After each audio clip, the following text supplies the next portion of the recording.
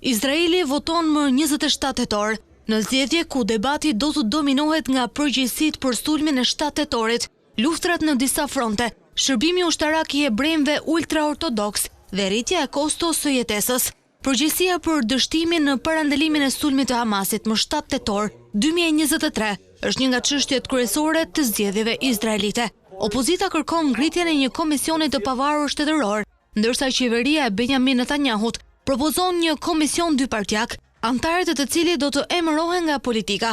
Kryeministri përballet gjithashtu me kritika për politikën e mëparshme ndaj Katarit, financuesi rëndësishëm i Hamasit. Fushata pritet të përqendrohet edhe te strategjia e sigurisë. Pas 7 tetorit, Izraeli është përfshirë në operacione të zgjatura në Gazë, Liban, Siri, Bregun Perëndimor, Iran dhe Yemen. Mobilizimi i përsëritur i rezervistëve ka sjellë mungesa personele dhe kosto të larta ekonomike. Një tjetër përballje lidhet me përjashtimin nga shërbimi ushtarak të studentëve ultraortodoks. Partitë fetare dhe Likudi kërkojnë ruajtjen e përjashtimeve, ndërsa shumica e opozitës mbështet rekurtimin e tyre.